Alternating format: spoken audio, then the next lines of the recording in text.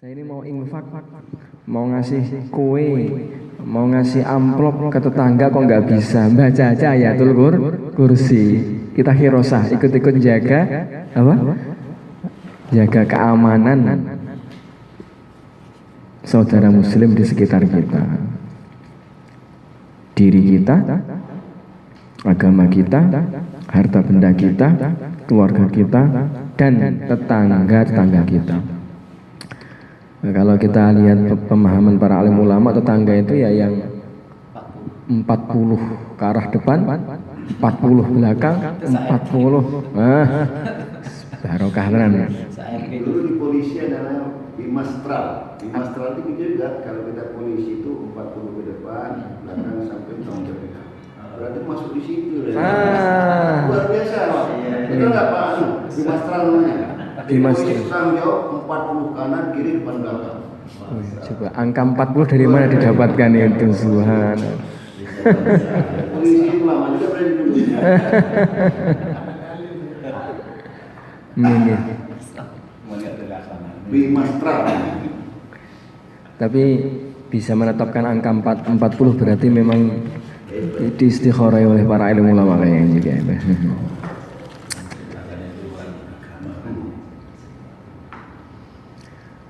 Dari Sayyidina Abdullah bin Abbas radhiyallahu taala anhu bahwasanya baginda Rasulullah sallallahu alaihi wasallam bersabda, barang siapa membaca ayat kursi setiap selesai sholat fardu, niscaya Allah Jalla Jalaluhu akan mengaruniakan kepadanya hati orang-orang yang bersyukur, amalan para siddiqin, dan pahala para nabi. Dan Allah Jalla Jalaluhu akan meliputi dia dengan rahmatnya, dan tidak ada yang menghalang-halangi dia masuk surga kecuali kematian. Sewaktu-waktu dia mati maka akan langsung masuk surga. Ini loh Pak, kenapa tokoh setiap baca sholat imam itu ngajak wiridan baca ayat kursi, pahalanya banyak. Dijaga Gusti Allah dari sholat satu ke sholat berikutnya. Andaikan mati jaminannya surga. Masya Allah.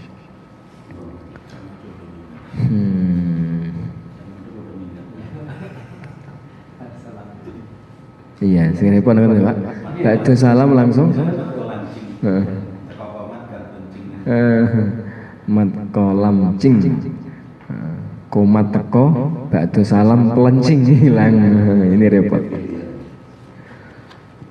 Dari Sayyidina Abdullah bin Mas'ud radhiyallahu taala anhu, beliau berkata, ada seseorang sahabat telah keluar dari rumah dan bertemu dengan seorang laki-laki dari golongan jin. Dan laki-laki ketemu jin. Maka seorang laki-laki dari golongan jin tersebut berkata dengan lagak menantang, maukah kamu bertarung denganku? Kalau kamu mampu mengalahkan aku, maka kamu akan aku ajari sebuah ayat yang apabila kamu baca sewaktu kamu memasuki rumah kamu, niscaya syaitan tidak berani memasukinya. Maka dia pun bertarung dengan jin tersebut, dan ternyata dia mampu mengalahkannya. Menang, orangnya menang. Maka akhirnya jin itu pun memenuhi janjinya dan berkata, bacalah ayat kursi, karena tidak ada seorang pun yang memasuki rumahnya dengan membaca ayat tersebut kecuali syaitan langsung keluar dari rumahnya sambil mengeluarkan kentut dengan suara keras seperti kentutnya keledai. Nah. Jadi kalau kita masuk rumah, membaca ayatul kursi, demit yang di dalam rumah akan keluar. Dan yang dari luar tidak akan masuk ke dalam. Yang di dalam aja keluar, kok di luar mau masuk, bakar nggak bisa, nggak berani. Loh Pak, ini kok syarat ilmunya ke jin ini bagaimana? Ke demit. Salam. Ini bukan kok syaratnya ke demit, mboten. Jadi jin ikut-ikut menyampaikan hanya gitu aja. Kalau sanad atau akhir daripada informasi mengenai pentingnya ayat kursi ini stop kepada Rasulullah SAW. Ini seperti kisahnya para sahabat. Ada seorang sahabat yang disuruh untuk jaga apa, kurma, Bu Hurairah kalau nggak salah. Maka di pagi hari itu malam tahu-tahu ada orang jin ternyata nyuri apa? Nyuri kurma. Nyuri kurma. Dipegang. Oh, tak sampaikan, tak sowankan Rasulullah kamu. Oh, jangan.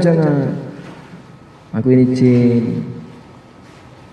Aku punya anak, punya istri, dia butuh nafkah, maka aku tahu kamu itu orang yang dermawan, saya tak ambil dari sini. Akhirnya dilepaskan. Baginya ketemu Rasul, ya Rasul. Nabi langsung tanya, gimana? Tawanan kamu tadi malam bagaimana loh? Nabi kok tahu? Iya ya Rasul, jin. Dia udah tobat, udah nggak mau nyuri lagi. Oh enggak, nanti malam datang lagi dia. Malam kedua ngambil lagi. Oh, sekarang kamu tak bawa ke Nabi? Enggak, jangan. Pagi hari tanya lagi Nabi, gimana? Enggak ya Rasul, dia udah kapok pokoknya. Enggak, nanti malam datang lagi dia. Bener. Malamnya ketiga datang lagi, kemudian dia mengatakan, sudah, lepaskan aku. Jangan engkau bawa aku ke Kanjeng Nabi, jangan. Aku ajari engkau, bila engkau membaca ayat kursi, maka kamu, harta benda kamu akan dijaga dari orang-orang, dari jin-jin yang jahat, dari setan gitu. Akhirnya dilepaskan, terus ngomong ke Kanjeng Nabi soal ke Rasulullah, bagaimana tawanan tadi malam? Ya Rasul, datang lagi dia. Terus menyampaikan pentingnya ayat kursi. Oh, biasanya dia itu pembohong, katanya. Tapi pas kali ini dia benar. Maknanya dia menyampaikan perkara yang benar. Perkara itu nisbatnya bersandarnya kepada Nabi. Nah, kemudian ya siapapun boleh ikut bantu ngomong-ngomong, ikut menginformasikan, nah semacam itu. Ikut menginformasikan. Ini termasuk ini. Jin pun ikut menginformasikan. Seperti apa fadilah ayat kursi. Maka pada sholat istiqomahkan baca ayat kursi. Insyaallah ya Pak. Selepas mendengar cerita ini, bertanyalah seseorang kepada Sayyidina Abdullah bin Mas'ud radhiyallahu anhu, apakah sahabat tersebut adalah Umar? Maka Sayyidina Abdullah bin Mas'ud radhiyallahu anhu langsung menyahut, siapa lagi kalau bukan Umar. Jadi ternyata seseorang yang ditantang jin tadi siapa? Sayyidina Umar. Sayyidina Umar saking hebatnya, wibawanya beliau itu, kalau beliau berjalan di satu lorong itu setan-setan nggak berani jalan di tempat itu. Dia Sayyidina Umar takut. Makanya kalau jenengan melihat kenapa itu kok di pintu-pintu kamar santri atau di lemari-lemari santri ditulis apa? Umar Al-Faruq. Yaitu namanya tabarukan, ngambil berkah dengan nama orang yang soleh, yang diantara keistimewaannya kalau dia jalan di satu tempat, setan pun nggak berani jalan di tempat itu. Ya semoga dengan lemari ditulisi Umar Al-Faruq, ini setan melihat takut, takut. jadi tabarukan. Kita kenal dengan seorang pejabat tertinggi misalkan. Ini kok kita menyampaikan satu hal dan ada embel-embelnya nama beliau, wah ini tambah keren. Anu tuh dari Pak Fulan tuh, dari Bu Fulanah tuh, itu tambah umum. Karena apa? Bawa embel-embel nama orang yang punya keutamaan gitu. Bukan syirik Pak, bukan syirik. Gua gampang syirik, bener rokok. Dari Sayyidina Ubay bin Ka'ab radhiyallahu ta'ala anhu, sesungguhnya beliau memiliki sebuah tempat untuk mengeringkan kurma. Ini yang senada tadi, yang selalu beliau awasi. Tetapi didapatinya kurma-kurmanya telah berkurang. Maka akhirnya beliau mengadakan jaga malam, ronda, firasah. Tiba-tiba beliau dikagetkan oleh kedatangan seekor hewan yang bentuknya mirip bocah yang baru berumur balik. Berarti umur berapa ini Pak? Ya, 15 tahun. Ya, bocah kecil. Sayyidina Ubay bin Ka'ab radhiyallahu anhu melanjutkan ceritanya. Aku langsung mengucapkan salam kepadanya dan dia pun menjawab salamku. Berarti muslim. Jin muslim, tapi nakal. Kemudian aku bertanya, kamu ini jin atau manusia? Dia menjawab, aku jin, aku adalah jin.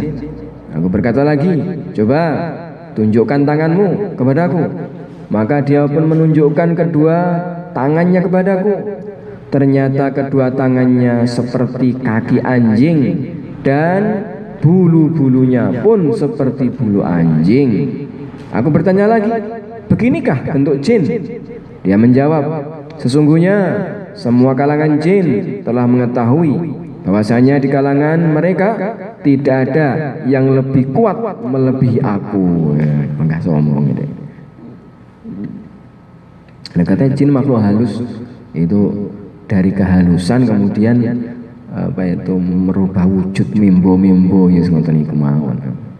Kalau ketika dia berbentuk halus, kita kasat mata nggak mampu melihat secara umum gitu. Aku pun bertanya lagi, apa yang mendorong engkau berbuat seperti ini? Dia menjawab, telah sampai kabar kepadaku bahwasanya engkau adalah seorang yang suka bersedekah. Maka aku pun ingin ikut serta mengambil bagian dari makananmu. Aku pun bertanya lagi, lalu amalan apa yang bisa menyelamatkan kami dari gangguan kalian? Dia menjawab, ayat kursi yang terdapat dalam surat Al-Baqarah. Barang siapa membacanya pada waktu petang, maka dia akan diselamatkan dari gangguan kami sampai waktu pagi. Dan barang siapa membacanya pada waktu pagi, maka dia akan diselamatkan dari gangguan kami sampai waktu petang. Lah, demit-demit jin yang terhalangi dari ayat kursi ini jin yang bagaimana? Ya, yang kafir, yang nakal begitu. Lah kalau jinnya jin muslim dan memang dia itu juga ahli baca ayat kursi, ya dia pun terjaga dari gangguan jin-jin yang lain, begitu maknanya. Karena wa ma khalaqatul jinna wal insa illa liya'budun. Kita ini manusia dan jin diperintah untuk nyembah Gusti Allah. Di antara bentuk persembahannya yaitu dengan baca Al-Qur'an. Baca Quran itu ibadah, persembahan. Nah, dalam Al-Qur'an itu diantaranya ada ayatul kursi. Berarti aslinya kita jin itu diperintah juga untuk baca ayatul kursi. Makanya kalau membaca ayat kursi biar terselamat dari jin demit, ya ini demit-demit yang nakal, terbakar. Tapi kalau jin yang muslim yang baik, ya ahli ayatul kursi, terjaga dia dapat manfaat. Jin yang muslim goda manusia? Jin yang muslim goda manusia enggak? Pak Mustafa pernah nggak digoda manusia muslim? Lah seperti itulah. bentuk penggodaannya macam-macam. Jadi kalau bisa dipahami bentuk godaannya itu, dia berbentuk satu wujud kemudian menakutkan kita, itu juga penggodaan. Goda yang lebih tinggi lagi itu dia membisikkan was-was dalam hati untuk meninggalkan amal baik atau mendorong pada amal yang buruk. Jangankan jin, manusia pun juga begitu. Kita punya teman Islam, tetapi nggak soleh-soleh banget gitu. Kalau kita ketemu dia nanti mesti dapat informasi-informasi negatif. Kan ada begitu. Diajak muamalah, muamalahnya ada ribanya. Sedangkan nanti diajak maksiat mata terkait dengan hal ini. Lembut tapi arahnya ke negatif. Ya muslim, tetapi apa? Yang muslim tidak soleh begitu. Maka jin-jin yang muslim pun juga sangat mungkin mengganggu kita. Namanya fasik, nah, gitu. Ada muslim yang fasik. Fasik itu tidak solueh, tidak solih.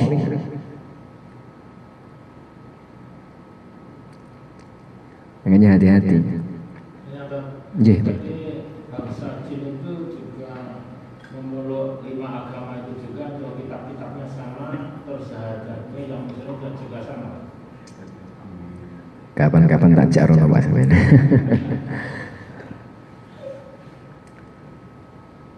Di dunia jin itu juga mirip-mirip dengan di dunia manusia.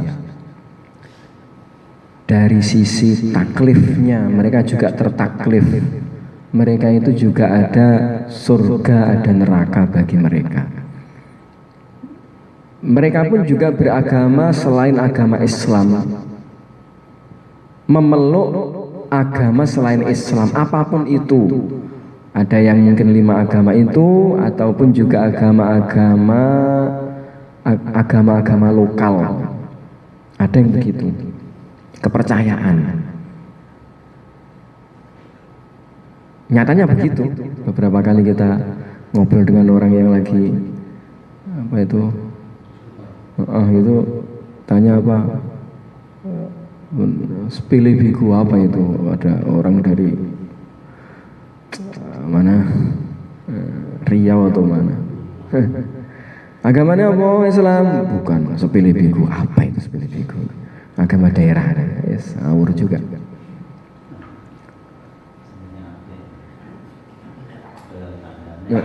Jadi yang jelas kalau selain Islam itu non Islam, sama dengannya kafir gitu. Apapun itu namanya, konsep Islam semacam itu.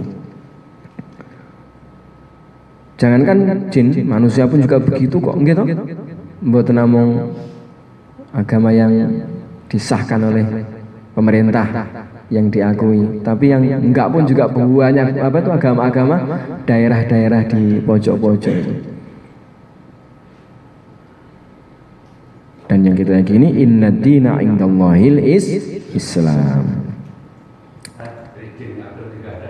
Oke, ada Pak. Sebagaimana manusia itu ada yang muslim, ada yang kafir, ada yang fasik, ada yang alim. Mereka pun juga begitu, ada yang wali barang ya. Ada yang alim, ada yang hafid, ada yang nakal, ada yang kafir. Gitu. Jin-jin yang nakal yang diajak sekongkol dengan para dukun-dukun yang nakal-nakal itu gitu.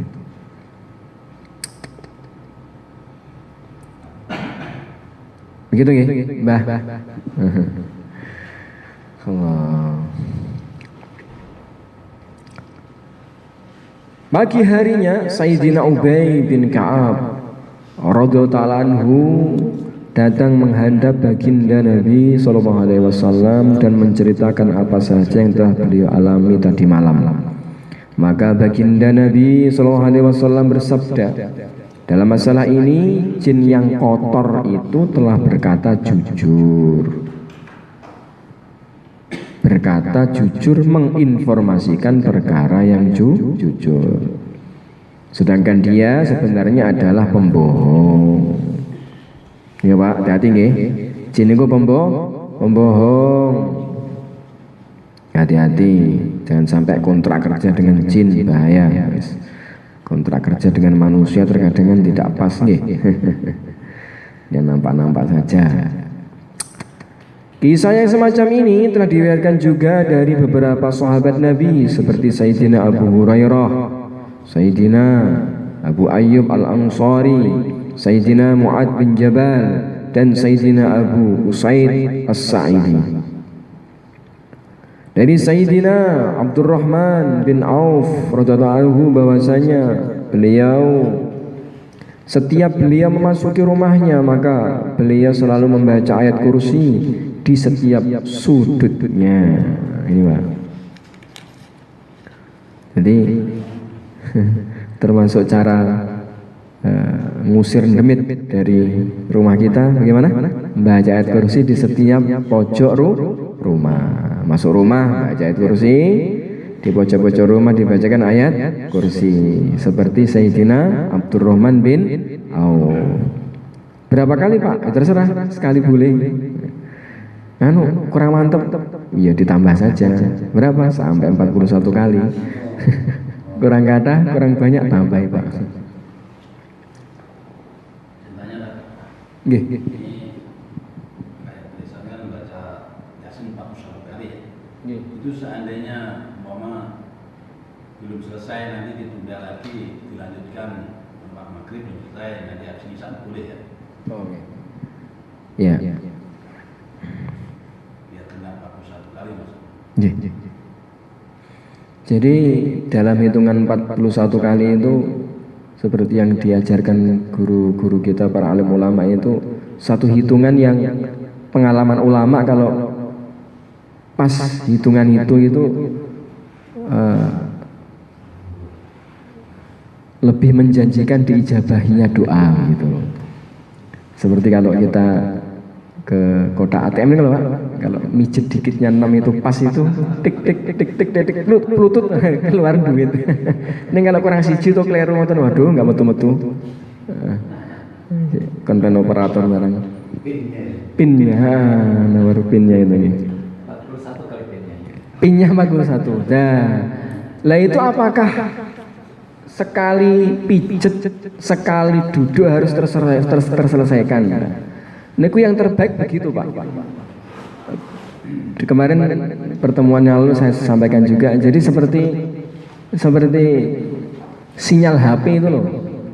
Jadi kan kenapa kok kita doa harus wudu terus di tempat yang suci, menghadap kiblat, merasa menghadap kepada Allah Azza wa Jalla, benar-benar merasa betul di hadapan Allah Azza wa Jalla dan membaca dengan bacaan tertentu dengan berharap dikabulkannya doa dan satu khataman. Kenapa seperti itu?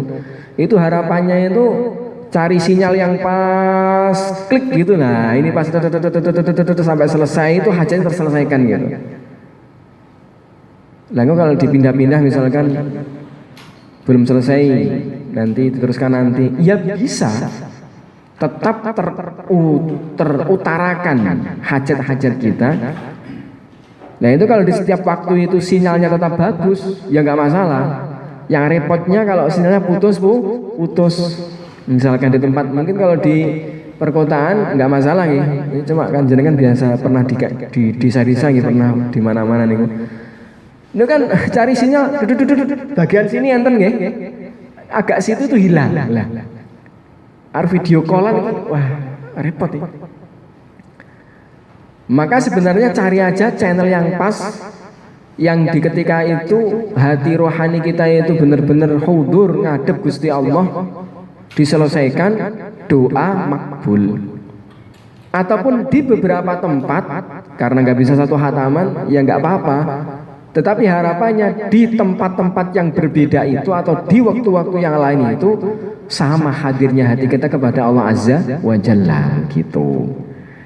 Seperti doa khatmil Quran itu kan makbul.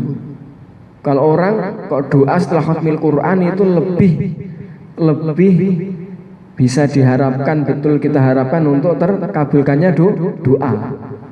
Itu apa bisa kita hatamkan satu khatam kan mboten nggih? 30 hari satu khataman. Ada yang sampai setahun satu khataman. Ramadan sebulan satu khataman terus doa. Ya. Boleh Pak, begitu. Terus itu kan biasanya ada yang baca bersama-sama itu dibagi. Okay. Terus gimana ya? Iya, betul-betul napa-napa. Mengke kanton jenengan ngendikan teng Gusti Allah mawon. Gusti niki 41 Gusti. Ini ya Allah, ya Allah. Kan nanti gini proposalnya. Ya Allah, dengan keberkahan Yasin yang telah kita baca 41 kali, maksudnya jamaah ya Allah. Nah, gitu. Kabulkanlah doa kami. Ngoten mawon. Niki bareng-bareng Gusti. Yang punya hajat jenengan ngundang konco-konco, Kang, saya minta jenengan baca per A 1. Ngoten tadi kok. Dan apa sebelumnya disampaikan saya itu punya hajat saya begini, bagaimana saya bisa mudah ngapal Quran, misalkan biar dimudahkan rezeki, misalkan. Enggak bisa, Pak. Bisa. Karena dulu di waktu di India itu dari Masjid kita itu juga tiap malam itu tapi dibagi. Jadi setiap Manyatika dulu di sana sih di sana dari Maulana Sa'ad. Anda bisa pulang kan? Oh iya. Termasuk masa Al-Quran juga begitu. Jadi tiap 3 hari, 2 hari, tambah lagi. Ya itu karena satu tim tadi itu Pak, satu paket kan, betul apa-apa. Kalau satu orang, satu hataman, sekali waktu dan sinyalnya nyambung terus, bagus gitu.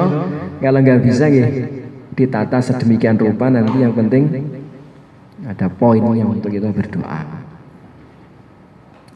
Dan kita baca Yasin, baca Quran, hataman itu nanti ya arahnya ke tawasul, menjadi wasilah, menjadi perantaraan permohonan kita kepada Allah Azza wa Jalla. Ya Allah, dengan keberkahan khatmil Quran ini, ya gitu. Ya Allah, dengan keberkahan khataman Yasin ini, ya Allah, dengan keberkahan sodakoh infak ini, aku mohon ini. Nah, seperti itu. Itu tawasul.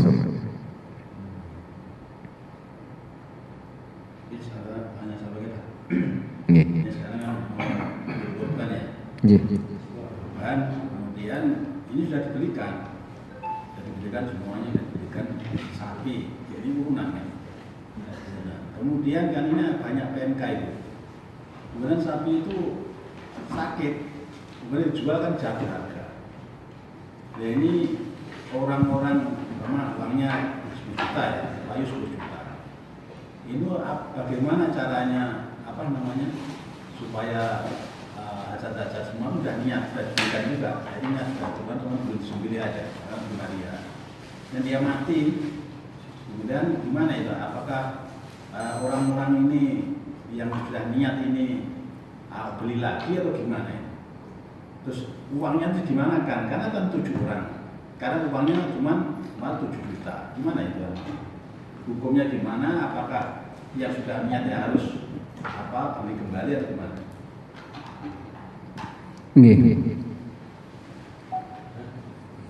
Kula pendapat sing santai nggih, Pak. Jadi begini. Itu insya Allah khusnuzon saya dengan cerita panjenengan itu hewan belum dinazarkan, jadi hukumnya masih sunnah. Maaf kalau saya ngomong masih, bukan mengecilkan, tetapi mau memberikan solusi atas permasalahan Bapak. Karena begini, hewan kurban itu ada yang hukumnya wajib ketika dinazarkan dan hukum asli sunnah ketika tidak nazar.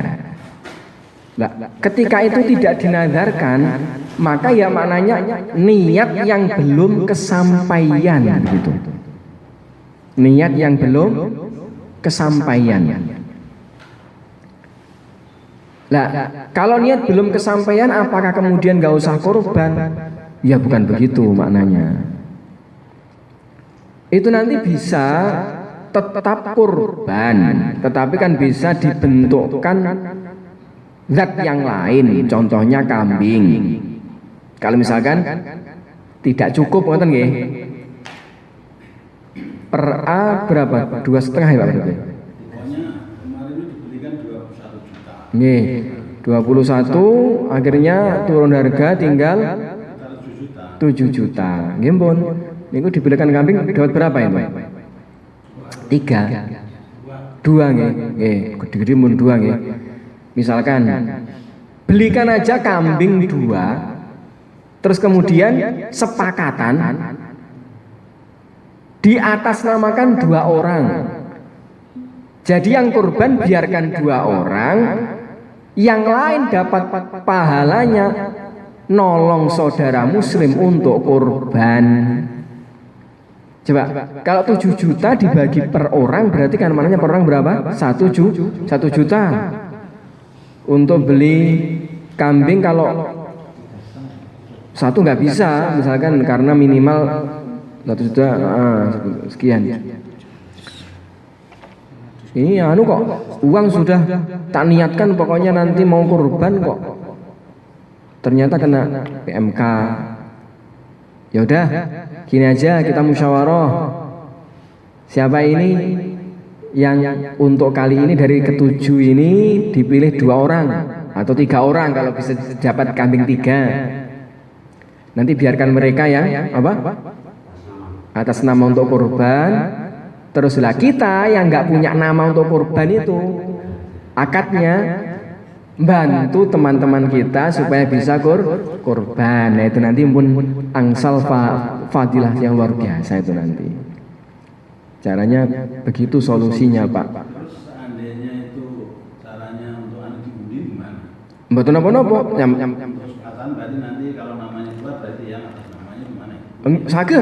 Mboten napa-napa. Karena begini Pak, aslinya gini. Aslinya 7 juta tadi misalkan jenengan bagi 1 juta, enggak apa-apa.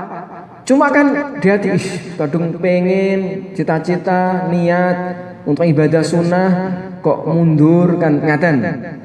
Daripada muspro diteruskan aja, dimusyawarahkan bagaimana ini kalau kita undi nggak apa-apa ya, siapapun wis padha ae. Gusti Allah pirsa napa niatan kita nggih, kabeh ridho ya wis. Siapapun nggak masalah. Toh dia bisa kurban kan juga keberkahan saya, maksudnya itu apa? Aku ikut-ikut bantu untuk wujudnya kambing itu. Begitu aja Pak biar jadi daging. Ngerti nggih? Jadi dan pun khawatir. Allah itu Sami'un Basir kok. Allah itu Maha melihat, Maha mendengar. Bahkan sebenarnya dalam sebuah amal itu pada hakikatnya Allah itu melihat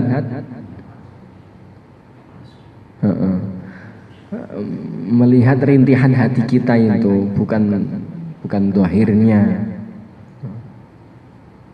Allah tahu ketika panjenengan sudah beli beli sapi seharga berapa? 21 juta itu.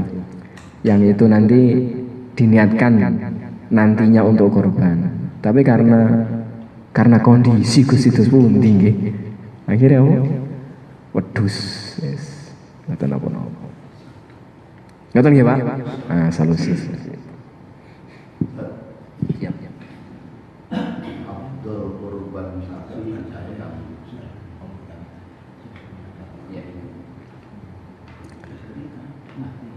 untuk 1 orang ya Pak atau 7 orang?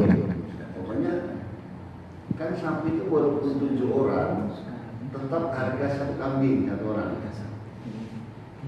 Nah ini Abdul mana nih, beli kambing 1 atau beli sapi 7 orang? Abdulnya berbagi berupa kambing atau sapi? Kambing 7 atau sapi? Kita kurban nih, Abdul kurban kambing atau sapi? Toh harga sapi juga 7 orang harga 1 kambingnya. Nggih. Sapi dengan kambing Abdul mana? Iya. Nggih. Yang afdol Mbah, Pak, 1 orang 1 onta. Itu afdol. Jadi santai-santai. Ya afdol 1 orang 1 onta. Atau 1 orang 1 sapi, atau 1 orang satu kerbau. Kerbau boleh. Kerbau itu disamakan dengan sapi. Itu yang utama. Atau satu orang satu kambing. Lah, kalau udah nggak bisa begini, misalkan, ini lebih baik kalau kita bareng-bareng 7 orang ini satu sapi, ataukah 7 orang masing-masing kambing sehingga 7 kambing, gitu? Ya seperti itu. Terjadi perbedaan pendapat ulama, tapi yang muktamad itu lebih baik 1 ekor kambing 1 orang. Dari sisi mananya? Dari sisi lebih banyak aliran darahnya. Karena setiap tetesan darah itu pahala bagi yang berkorban. Setiap tetesan darah sebelum darah pertama dari hewan sembelihan itu nempel ke bumi, itu sudah menjadikan pengampunan dosa-dosa orang yang kurban. Nah, itu dari sisi banyaknya hewan yang disembelih, banyaknya aliran darah. Kemudian ada juga yang berpendapat, tetapi itu nanti dari sisi dagingnya banyak sapi loh. Nah, akhirnya dari sisi ini ya wes lah, karena banyak pertimbangan ben roto wes sapi wae. Ada yang begitu. Maka pada dasarnya 1 orang 1 kambing lebih baik daripada 7 orang 1 sapi. Tapi mungkin di suatu daerah kemanfaatan maslahatnya lebih baik kalau sapi, monggo sapi. Dan itu sudah ada naungan hukum syar'inya, boleh ada 7 kapling di satu sapi itu. Dan sakit difaham ya? Siap. Lah tak teruskan terkait dengan ini. Apakah kurban itu harus sapi atau lembu atau kambing jantan? Nah, gitu. Ini terjadi sering pertanyaan di kalangan masyarakat. Apakah kurban itu harus jantan? Jawabannya tidak. Boleh betina. Di sini ada min plusnya. Para ulama yang berpendapat lebih baik. Perhatikan, saya bilang lebih baik, bukan maknanya itu nggak boleh. Lebih baik jantan melihat dari sisi dagingnya itu harum. Bukan harumnya wangi, tapi harumnya daging. Itu lebih toyib, lebih bagus jantan daripada betina. Tetapi ada sebagian ulama yang berpendapat lebih baik betina malah. Loh, kok bisa? Iya, karena betina itu dagingnya lembut, empuk, cocok untuk orang-orang sepuh. Jadi ternyata para ulama memiliki argumentasi masing-masing kenapa kok mengunggulkan yang jantan dan kenapa mengedepankan yang betina. Lah, bagaimana sikap saya, Ustaz? Sikap kita semakin besar semakin bagus. Nah, gitu. Berapa dananya? Kalau dapat yang jantan besar, bagus. Kalau nggak dapat yang betina pun juga oke. Masing-masing punya fadilah. Yang nggak oke kalau nggak kurban. Bahkan saking pentingnya kurban ini, bagi yang nggak mampu karena termotivasi oleh fadilah tetesan darah tadi, maka Sayyidina Ibnu Abbas memberikan contoh nyembelih jago, ayam jago, bukan dari sisi urutan dari unta, sapi, kambing, betul. Ini dari sisi pokoknya amalan yang terbaik pada 10 Dzulhijjah, 11, 12, 13 ini mengalirkan darah apa ini ya yang bisa tak alirkan? ayam jago. Akhirnya begitu orang-orang fakir guys, pokoknya bagaimana ya Allah, memang pengen ku jane nggih wedhus Gusti ning Gus pundi nggih dire sakit wis jago sementara. Sampai begitu.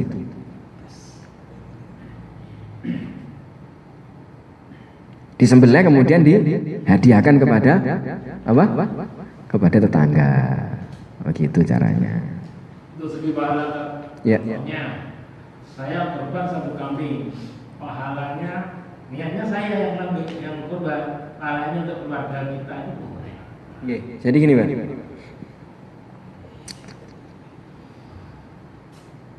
kurban itu sunnah kifayah. Jadi kalau panjenengan kurban itu maknanya sudah gugur, sudah rontok khitab ataupun apa ya kesunahan untuk satu keluarga. Satu keluarga ini yang mampu silakan kurban. Satu orang kurban aja sudah mencukupi yang lainnya. Begitu Mbak? Pahalanya untuk jenengan.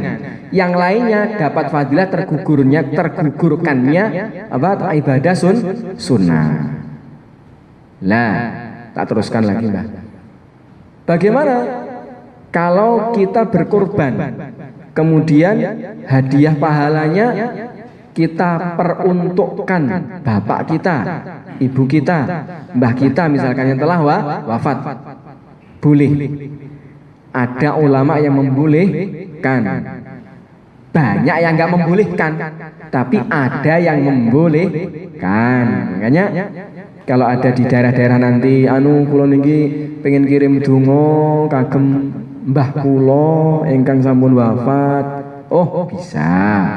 Mananya apa? Yang kurban Anda, silahkan fadilah pahalanya hadiahkan untuk mbah yang sudah wafat, bisa begitu.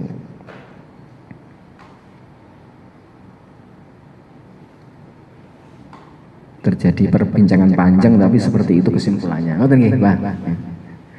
Untuk pembagian daging yang korban itu mendapat berapa persen?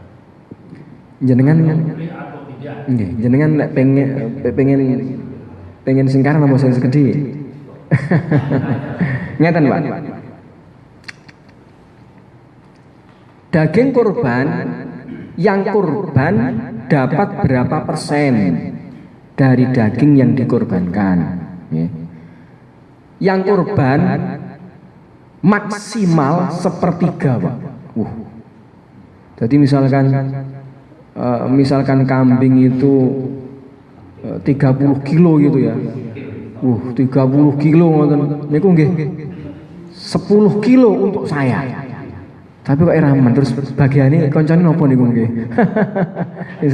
misalkan kok 90 kilo, yang 30 kilo saya, nggak boleh lebih daripada itu.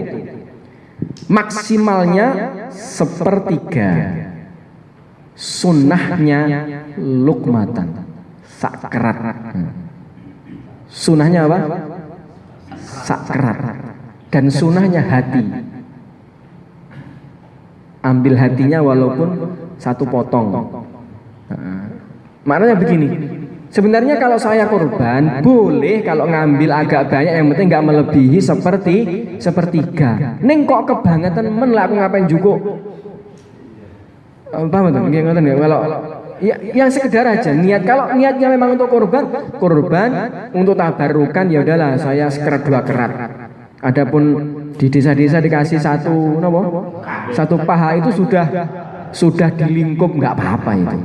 Itu apa ada sepertiga? Kurang kan ya? Kurang, nggak apa-apa. Nah, itu 1/4 atau mungkin 1/5-nya mungkin ya. Satu paha. Nggih, biasa.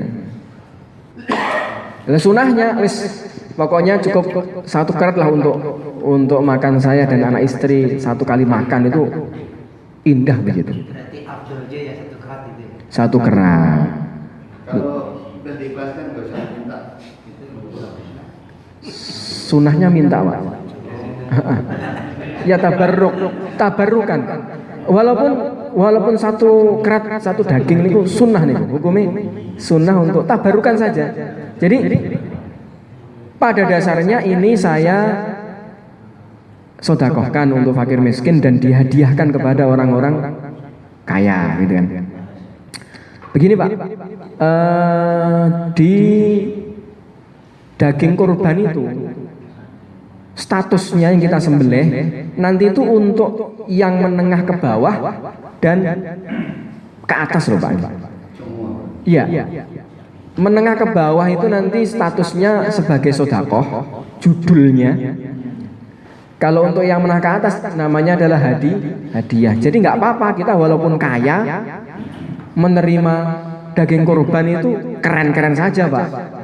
Niku hadiah sama Gusti Allah Azza wa Jalla niku hari bodoh niku. Hari raya hidangan dari Gusti Allah, ambil aja. Lah terus kita nanti ngambil sekerat hanya untuk tabarukan. Iya. Hati takutan ya Pak, takut kolesterol nih. Ya enggak hati pun enggak apa-apa. Ustaz, karena sekarang ini banyak micin yang dimakan oleh sapi dan kambing, maka saya nggak berani makan hati. Apa tepongnya? Nggih, monggo, nggak apa-apa, boleh. Nggih. Oh, Rin. Batu niki niku Pak. Saya teruskan. Yang tadi itu, yang kita sunnah ngambil satu kerat itu adalah kalau itu adalah kurban sunnah. Kurban sunnah itu ya kurban secara umum yang seperti dilakukan kaum muslimin ini. Kalau itu kurban wajib sama sekali. Saya contohnya dan anak istri saya dan orang-orang yang wajib saya nafakoi nggak boleh makan daging itu. Seperti apakah contoh daging wajib itu? Nazar. Pak Mustafa misalkan nazar. Misalkan ada satu keluarganya yang sakit, kemudian Pak Mustafa nazar. Atau teman Pak Mustafa sakit karena pengen supaya dia sembuh, panjenengan nazar, ya Allah, kalau sampai Idul Adha, sebelum Idul Adha temanku yang sakit ini bisa sembuh dan bisa sholat Idul Adha, ya Allah, aku nazar mau nyembelih satu hewan kurban lillahi ta'ala. Dan ternyata ketika malam mendengarkan takbir, temannya Pak Mustafa sembuh. Jualan-jalan, alhamdulillah bisa sholat Idul Adha. Maka Pak Mustafa menjadi wajib, punya beban wajib untuk kurban satu ekor kambing.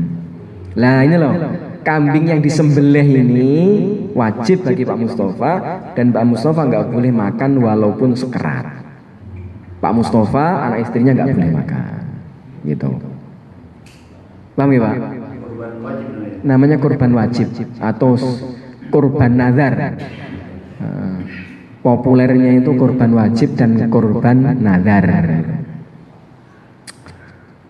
Ada yang berpendapat begini Ustaz.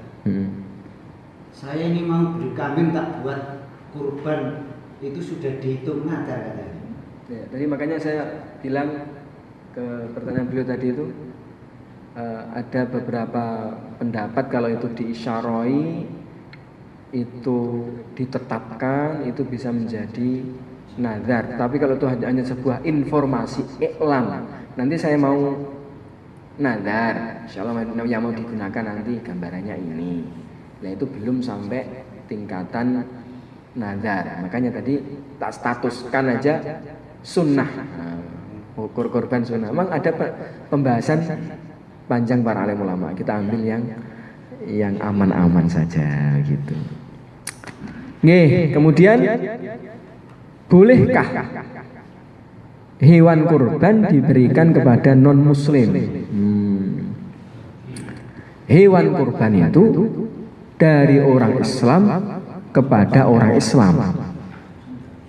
Orang kafir selain Islam yaitu tidak mendapatkan fasilitas daging kurban. Terus terjadi permasalahan di masyarakat. Ini paham ya Pak nih? Pokoknya kurban itu dari orang Islam kepada orang Islam. Terus nanti di masyarakat terjadi, wah, masya Allah, kalau kita di sini mungkin aman ya, mayoritas Muslim. Nah, ketika saudara Muslim itu di kalangan kaum non Muslim, ini repot. Nah terus, apalagi masih saudara dekat, saudara jauh, non Muslim, yang saudara Muslim dikasih, yang kafir nggak dikasih, bagaimana? Ya begitu memang. Cuma untuk jaga hati mungkin bisa dijelaskan, disembelihkan aja ayam, bukan korban, ya daging biasa yang bukan daging korban, atau disembelihkan kambing satu, bukan kambing korban. Misalkan ada yang mau begitu karena mungkin di daerah non Muslim ya, untuk jaga biar hubungan tetap harmonis, tetap bagus. Ini orang-orang Islam kok makan daging kurban, orang-orang Nasrani misalkan atau Hindu Buddha kenapa kita nggak dikasih? Berarti orang Islam itu pelit. Makanya sampaikan aja, maaf, untuk daging kurban itu ajaran agama kami dari orang Islam untuk orang Islam. Tetapi etika bertetangga kami ini pun juga ada saudara kita yang juga nyembelih sapi atau nyembelih kambing tetapi bukan kurban, ya nyembelih biasa untuk selamatan gitu aja. Antum dapatnya dari sini, dijelaskan ini bukan daging kurban loh ya, ini daging selamatan. Begitu ya Pak? Tapi di masyarakat kita ada menyikapi seperti ini Ustaz. Saya diberi 3, terus ini udah hak milik saya, terus saya kasihkan tetangga saya yang Nasrani itu boleh enggak? Tapi dari hewan kurban. Nggih, mboten napa-napa. Mboten napa-napa. Jadi kan misalkan yang kurban saya, yang nyembelih saya, tim saya. Ketika tak bagikan yang penting kepada kaum muslimin. Ketika itu telah menjadi milik Anda, kok mau dimasukkan kulkas untuk dijual soto ayam atau daging rawon, bakso, monggo. Jadi bakso dikasihkan siapapun atau dijual kemanapun itu hak Anda. Tapi ketika pas akadnya daging kurban itu kepada kaum muslimin. Ngaten. Ada juga kejadian kemarin orang non muslim ketika orang-orang Islam nyembelih hewan kurban, dia ikut-ikutan bawa sapi juga, bawa kambing. Saya juga ikut kurban lah kipi toh. Iki kan dia angel gini gitu. Angel ini. Lah itu nggih disikapi, disampaikan, "Oh, ini mau apa? Kurban." Oh, begini, Pak. Kurban itu untuk kaum muslimin, tetapi kalau jenengan pengen ikut-ikutan untuk meramaikan, mungkin untuk apa namanya, ya semakan-makan mayoran nih, monggo nanti disembelih gitu. Tapi bukan kurban. Diterima bukan atas nama kurban, tapi ya diselamatan dewi lah mawon, selamatan dewi. Nggih.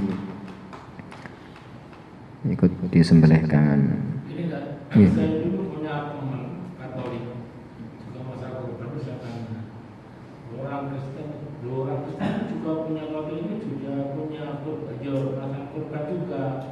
Nabinya Nabi Abraham dan sananya disembelih itu Ismail gitu. Kalau orang Islam katanya Ibrahim dan Ismail, jadi katanya dia itu juga punya kurban juga.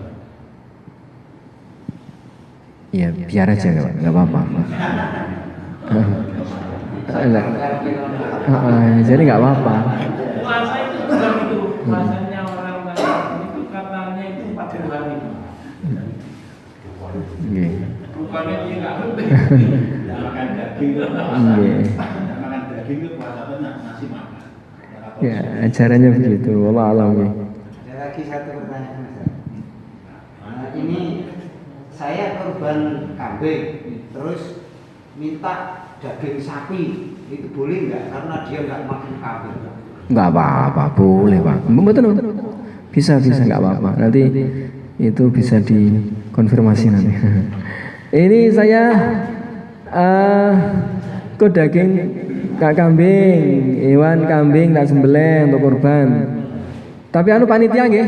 Nanti kalau pas bagi saya sapi saja, kenapa? Kolesterol darah tinggi. Mboten napa-napa. Enggak apa-apa.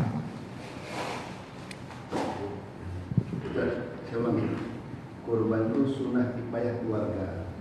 Kalau kurban atas nama saya dapat pahala. Yang lain keluarga kita gugur kewajiban. Gugur kesunahan. Gugur Kesunahan. sunnah. Karena judulnya kan sunnah kifayah. Oh.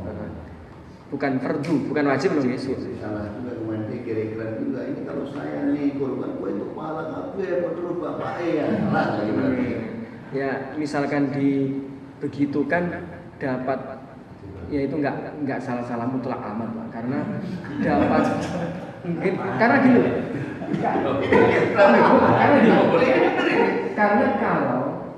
Karena kalau satu keluarga yang mampu kemudian tidak kurban, itu nanti maknanya dia tidak menjalankan perintah sunnah, jadi ada nilai negatifnya.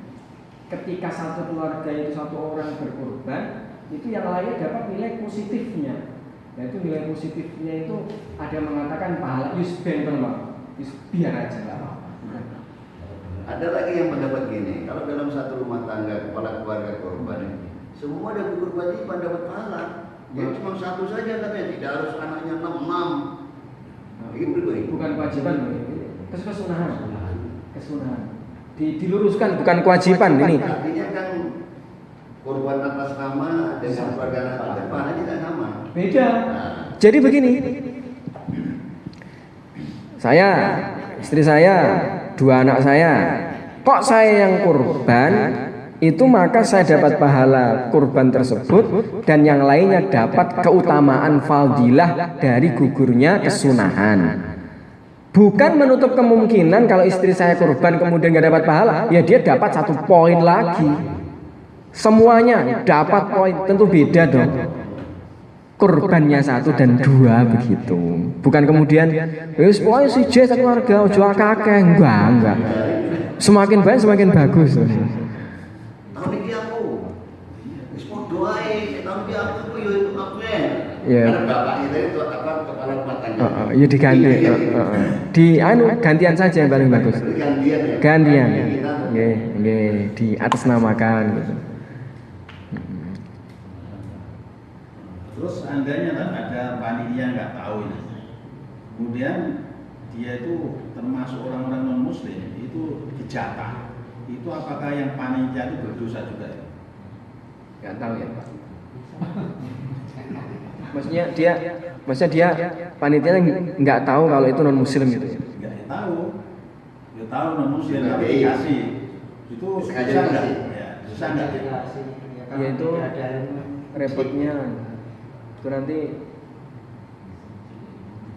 yang memberikan itu nanti ada tanggungan untuk menggantikan daging sejumlah yang diberikan kepada yang ghairu mustahik. Seperti saya, Rawan Pak. Seperti saya kurban wajib. Tadi Pak Mustafa tadi Bapak Mustafa temannya sembuh kurban wajib.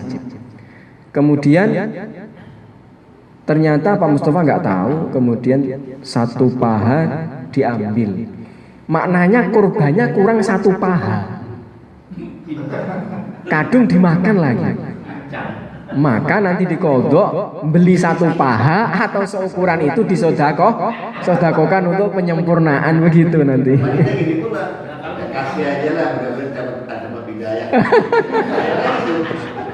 Lah, ini repot. Angkanya ini perlu ilmunya itu di situ, nggih. Iya. Apalagi mau berapa? Masalah korban itu sudah terjadi masyarakat. Makanya bareng-bareng bagus sekali, itu perlu juga dikasih Iya, sampaikan gitu. Ada juga kan ini panitia ini kadang-kadang nggak jujur. Jujurnya begini, jadi saya 10 orang, tapi nama nggak disebut. Akhirnya daging nggak sampai ke yang dituju. Itu termasuk penggelapan atau gimana itu? 10 nama itu yang apa maksudnya? Dia bawa Orang makan 10 kresek, terus 10 orang. Ya, dia Padahal namanya nggak ada. Akhirnya nggak tersampaikan 10 orang. Boleh. Nah itu nggak amanah, Banyak yang begitu. tidak amanah Maksud itu. saya kalau memang 10 orang ya namanya ada. Iya, Padahal kita sampaikan.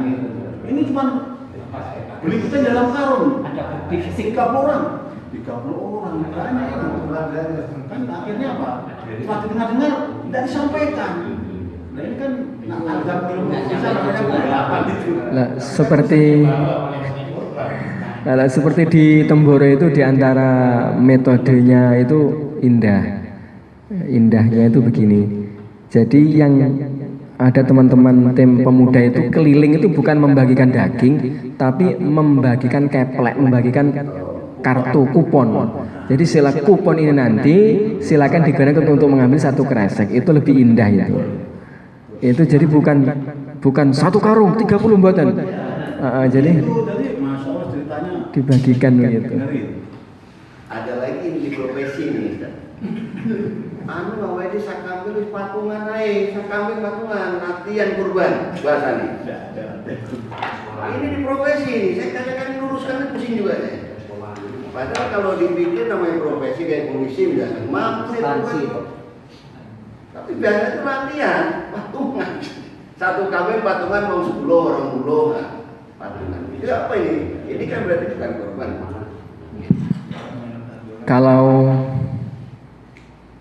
murni patungan dan enggak ditata dengan rapi itu nanti ya jadinya selamatan, mayoran, sedekahan. Tetapi sebenarnya itu masih bisa dimodif dikit, Pak. Caranya 20 orang itu nanti diatasnamakan. Contoh, misalkan ada 100 orang. Kita mau nyembelih 5 kambing misalkan. Oke. Itu nanti misalkan dikelompokkan 20 orang, itu nanti diambil 1 nama ya. Nanti kita nolong yang 19 ikut bantu 1 orang teman kita untuk kurban. Begitu. Jadi itu nanti judulnya itu memang mereka itu latihan bantu teman untuk kurban, tetapi dengan keridhaan mereka. Sangat bisa itu misalkan di satu tempat dan itu terkoordinir dengan baik ya. 100 orang. Gimana? Kita mau kurban per orang 1 orang, belum mampu dan terus bagaimana? Urunan baik. Ya, urunan misalkan. Tapi kalau urunan disembelih ini bukan hewan kurban, tapi hewan selamatan. Nah terus diatasnamakan 1 orang. Ayo dari 100 ini kita keluarkan 5 nama, nggih. Mereka nanti ini uang, ini kambing 5 ini kita hadiahkan untuk dia supaya dia bisa kurban. Rela semua, ridho. Ya udah. Berarti maknanya 95 orang membantu 5 orang untuk kurban masing-masing orang 1 kambing. Itu urunan gitu. Di atas namakan 1 orang bisa. Seperti di sekolahan MI misalkan Pak ini, di MI Al-Fatah ini juga begitu. Anak-anak santri itu ada yang 20, ada 50, ada yang seikhlasnya gitu. Kemudian setelah jadi kambing nanti di atas namakan ke seseorang, ke fulan atau keluarga saya begitu disampaikan, anu yai ini ada hadiah kambing dari santri akan disembelih untuk atas nama panjenengan. Oh ya. Jadi yang kurban atas namanya 1 orang misalkan, terus teman-teman ini hanya apa? Mengkondisikan, mewujudkan 1 kambing gitu. Inilah misalkan ini, ayo kita urunan untuk bisa membeli 1 kambing. Ya udah kita urunan aja, urunan. Dapat 1 ekor kambing. Pak Zaid, ini ada 1 ekor kambing, gunakan kurban. Yang kurban dia. Kita dapat pahalanya membantu Pak Zaid untuk kurban. Itu caranya begitu nanti Pak. Kalau langsung nggak dikasih nama, tahun ini kue, besok kue, kan 10 orang. Tahun ini si Bejo, Dah, besok lagi si Maimin diangkutkan itu. Bisa. Nanti di arisan Pak ya namanya. Arisan kurban itu namanya adalah ta'awun, tolong menolong. Karena 10 orang ini kalau mau nyembelih kambing satu nggak mampu misalkan, ayo kita urunan, nanti siapa yang namanya muncul, mananya hadiah sedekah ini untuk dia. Biar apa? Diwujudkan satu kambing. Kemudian apa? Biar dia kurban kambing, nama dia. Lah kita 10 orang yang 9 lainnya itu dapat fadilah nolong orang biar bisa kurban. Bisa begitu. Besok ganti yang lainnya, begitu. Jadi biar tidak sia-sia itu di atas namakan satu orang dan dengan keridhaan seluruh jamaah. Nah, ada satu masalah lagi Ustaz. Tentang kurban ini kan semuanya harus terbagi.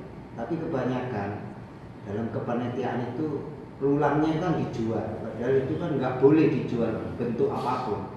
Karena kalau dijual ada yang menerangkan hewan kurbannya itu tidak sah, dari kasihan gitu. Gimana ini?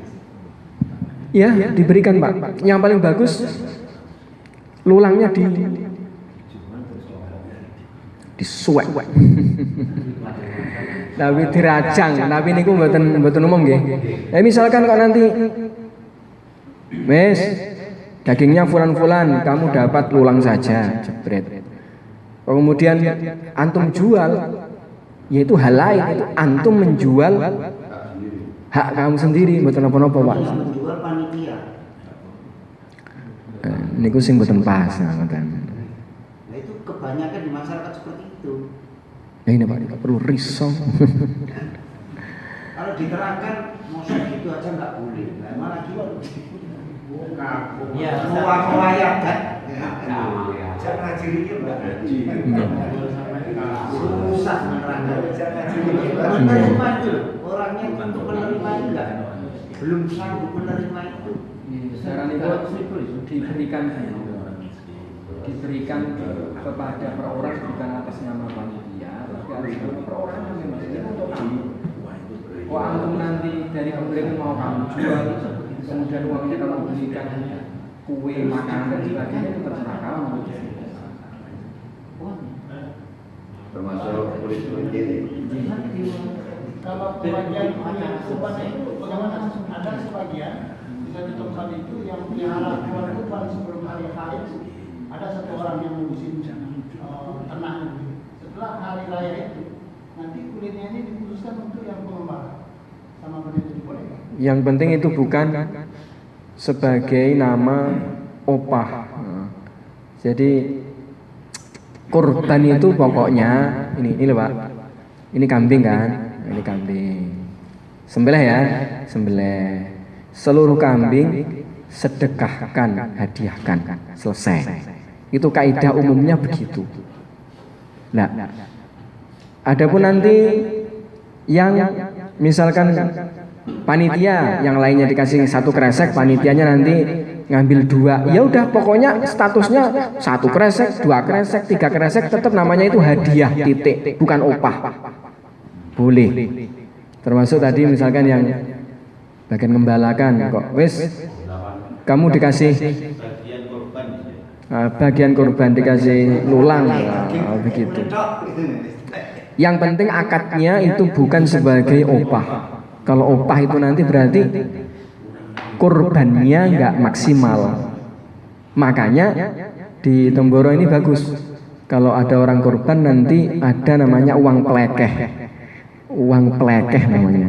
Uang pelekeh itu adalah uang untuk perawatan. Jadi saya kalau kambing satu selain itu ngasih uang 50 atau 100.000 untuk apa? Untuk ngurusin ini konsumsi. Engkau saya nggak bisa nyembelih, saya nggak bisa motong-motong, nggak bisa masukkan kresek. Kok ada yang mau? Alhamdulillah, ada yang mau membantu saya untuk ibadah. Ini loh, untuk beli kopi, untuk beli kue, untuk beli es teh. Selama antum ngelola daging sapi saya, kambing saya, gitu. Jadi nggak merepotkan masjid, nggak merepotkan Siapa-siapa ya? Yang korban aku kok.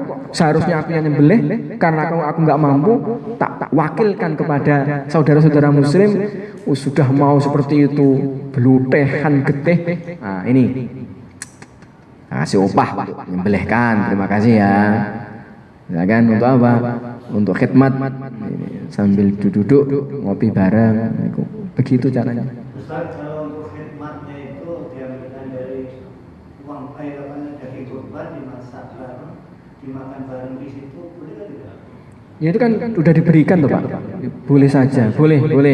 Itu biasanya pun seperti itu nanti diberikan ke teman-teman yang korban. Ini ya, dapat ini 1 ember. Ini untuk konco-konco kabeh, nggih suwun. Dimasak ya dimasak udah. Mananya apa? Diberikan kepada teman-teman panitia, dimasak ya, yus masak nggonmu, yus tak masak. Jadi udah milik mereka, dimasak, udah diberikan itu Pak. Mboten napa-napa. Nggih. Terkait dengan kulit tadi, Nggih. untuk membetulkan yang terjadi di lingkungan saya memang begitu. Jadi kulit korban itu setelah kita selesai langsung dibeli oleh orang yang terbiasa membeli. Kemudian uangnya dibagikan ke seluruh warga tertentu. Enggak boleh seperti itu. Tidak tepat. Jadi yang tepat adalah berikan kulit tersebut kepada seseorang. Setelah diberikan mau dia masak, mau dia berikan gimana? Nilainya banyak itu, hampir 300 ribu. Kan bisa toh Pak, 1 untuk 3 orang. 1 lembar kulit. Weh enggak ada daging ya, neng kolah iki misalkan. Atau 1 lembar kulit untuk 6 orang, ya kamu tetap oleh daging, oleh tambahan kulit untuk 6 orang. Kok setelah tak berikan plek antum mau jual, terserah. Tetapi kan sudah akadnya apa? Diserahkan. Jadi diatasnamakan seperti itu lebih. Kalau panitia bersepakat tadi, jadi dijual dulu, kemudian diberikan nggak boleh? Diberikan seperti orang tadi. Ini ku mboten pas. Iku amargi niku sudah mengedit kurang tepat ya Pak. Tapi itu yang tidak gampang. Jadi tidak gampang memberikan daging kepada seseorang sebagai pengganti, memberikan kulit seseorang kepada orang-orang tertentu. Dia tidak diberi daging, itu yang belum terakhir. Nanti bisa begini kok Pak. Nanti bisa begini. Satu kulit itu berapa? 300 ya? Ini kok nopo nih? Lembu. Oke. 300. Kalau kita berikan kepada per orang, kita kasih 50-an, berarti butuh berapa itu? 6 orang ya Pak? 6 orang misalkan. Kalau kita kasih 25 berarti butuh berapa? 12 orang. Ya udah. 12 orang dari nama fulan. Pak, saksikanlah 12 orang ini dapat 1 lembar kulit. Mau jenengan sobek monggo. Mau jenengan kamu kasihkan panitia lagi monggo. Mau kamu jual uangnya kamu dum yos monggo, terserah. Dan ini jadi paling enggak mereka udah tahu ini loh Pak. Ini untuk 12 orang ya. Tetapi ini memang perlu latihan, ditata yang rapi, itu harus gen mboten mungkin lek mboten hati-hati jenengan wangel ribet menten ngoten iki. Enten ngatene mungkin. Nggih. Di lingkungan saya kan juga sapi. Nggih. Nah, umpama saya kulitnya itu saya kasihkan orang satu, ya ini bagianmu kulit ini kamu jual monggo, kamu makan monggo, kamu jual kamu masjid monggo, yang penting saya serahkan. Ada yang harus 3 itu kepada orang satu boleh? Boleh. Ah niku malah bagus ngoten niku. Lah ada pun kok yes pokoke titik akate iki nggih kowe titik nggak wis terserah.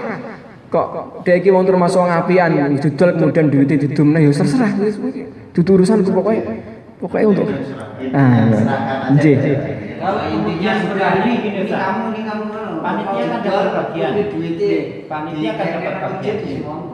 Karena panitia itu dapat bagian, kalau berbunyi kemudian kulit itu diserahkan kepada panitia, nanti kemudian panitia itu menjualnya dan dibagikan bagaimana? Terserah, betul apa-apa.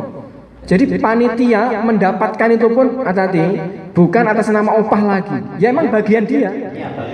Memang apa ya? Dapat bagian daging, di antara daging itu adalah kulit. Ngoten, niku nggih.